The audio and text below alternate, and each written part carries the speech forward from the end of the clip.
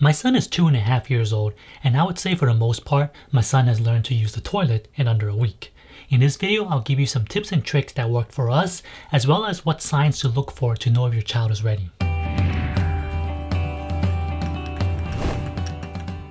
There are many methods on toilet learning, so there's no right or wrong way to do it. However, we chose the Montessori inspired route as it made more sense to our family, which means we don't reward them with candy or stickers when they successfully use the toilet, nor do we punish them for having accidents. Speaking of accidents, in Montessori, we like to call them misses instead. This is because the word accident is usually associated with something bad happening. If they wet themselves, we just didn't get to the toilet in time. It's just a miss and we'll work on it again next time. The reason we want to stay away from rewards is because you're basically bribing them. The reward becomes the motivation rather than listening to their own bodily needs. Before you start the toilet learning process, the main thing you'll want to look out for is if your child is ready for it. There is no magical age on which a child is ready, as every child is different and learns at their own pace. Let's go over some signs of readiness. A very important one is walking. Once a child is able to walk without wobbling or falling, it means that their muscles used to control the bowel and bladder are able to be voluntarily controlled. Another sign that they're able to control their bladder is extended dryness. So this means less frequent diaper changes, maybe once every 2 hours, as well as waking up from naps in nighttime with a dry diaper. Having regular bowel movements at consistent times during the day is another good indicator. Keep a note of the time, as this will help greatly in the learning process to predict when they'll have bowel movements. If your child starts to notice that they have a wet diaper or soiled diaper and is asking to be changed, it's a sign that they're aware of what's going on. You might also notice that they also have a slight pause in their activity when they pee or they poop. Some children also show readiness by going to a corner or somewhere else for a bit more privacy to relieve themselves. Your little one might also start to get curious and interested in what's going on in the bathroom. They might start to follow you, your partner, or a sibling to see what's going on happening and start asking questions. Your child doesn't have to show every single one of these signs I just mentioned to mean that they're ready. For example, I figured my son was ready when we noticed that most mornings he would wake up with a dry diaper, would have a slight pause whenever he was doing bowel movements, and was informing us whenever his diaper was wet or soiled so we could change it for him. However, he never had what I would call regular bowel movements, as it seemed a bit random times throughout the day, and he never indicated that he wanted privacy when he was going. Before you start the toilet learning process, most recommend at least having 3 dedicated days of constant supervision of your child, which means for most part, you or your partner will be with your child constantly to notice any signs that they need to go. The day before we started, we told my son what we were going to do. We told him that starting tomorrow, we're going to stop using diapers and start wearing underwear like mommy and daddy. And this means that pee and poo goes into the toilet. I'm going to warn you now, this isn't a clean process. There's going to be wet and soiled underwear, pants, and possibly even furniture. A general rule of thumb is most toddlers use the restroom for pee, give or take once every 2 hours. This will help you judge and guess when the next time they'll need to go if your child doesn't have any easily recognizable signs that they're about to relieve themselves. As for bowel movements, if they have a semi-regular timing, this will help greatly for you to predict when to tell them to go to the toilet. When you get the hunch that it's about time for your child to go to the restroom, we tell them and not ask them.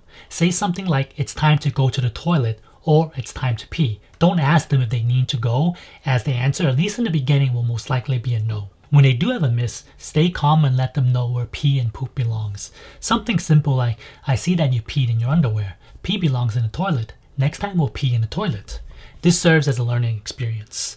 I know that this can get stressful when they have miss after miss, but it's important that we stay calm and use a neutral voice. We don't want them to feel like they're getting punished. On the flip side, when they do successfully go, there's no need for clapping or excessive celebration, as the simple "you did it" is good enough to get the message through. You might think we need to reward them, but trust me, they'll feel quite proud of themselves after they've successfully used the toilet after multiple misses. No need for further reward beyond the acknowledgement. I know some parents prefer in the beginning to still use a nighttime diaper, but when we start the process, we completely stopped using diapers. Toddlers don't wet their bed during sleep, as there are hormones released when we are sleeping to prevent this from happening. They only go whenever they're awake, which means they could go if they wake up in the middle of the night. A good way to prevent wetting the bed is to make sure they empty their bladders before bed, and when they wake up, take them to the toilet. The idea behind day 1 is to try to get as many pee and poop in the toilet as possible so they start to understand the process. Day 1 will definitely require you to clear your calendar of any trips or outings. You're going to want to be able to get to the toilet as soon as possible. Our day 1 was pretty much all misses with 1 successful pee in the toilet. I'm going to say we went through 6 underwears that day. Not sure if it was the pressure of starting to learn toileting, but my son didn't go number 2 on the first day. To my surprise, on day 2, my son picked up the idea of peeing in the toilet.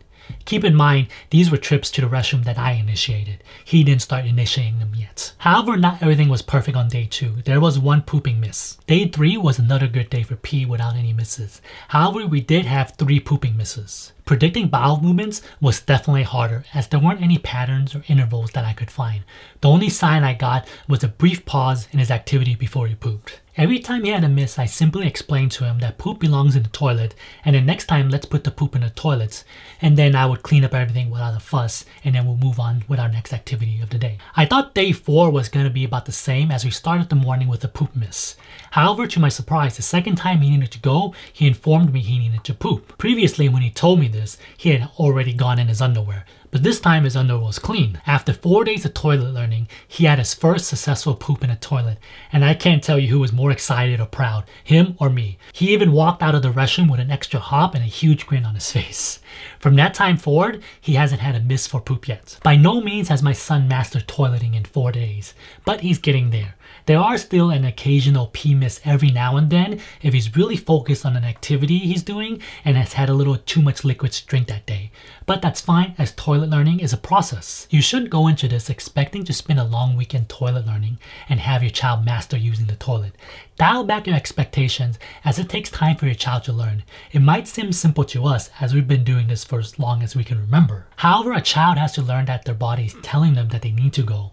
Hold it in long enough to reach the toilet, remove their clothing, get on the toilet, and then relieve themselves. That's a lot of things going on for a toddler. And as always, keep in mind that no 2 children are alike. It could take one child much longer to understand the concept of using the toilet, while another picks it up immediately. Another important aspect of toilet learning is setting them up for success. To keep this video from being overly long, I've split this into 2 parts, with the second part focusing on different materials like training underwear, potty toilets, step ladders, or other helpful materials to make sure your little one succeeds. So go ahead and check that video out to see my recommendations, and if that video isn't up yet, make sure to subscribe to my channel so you don't miss out on that video when I do post it next week. If you've enjoyed this video, give me a thumbs up, and I'll catch you next time.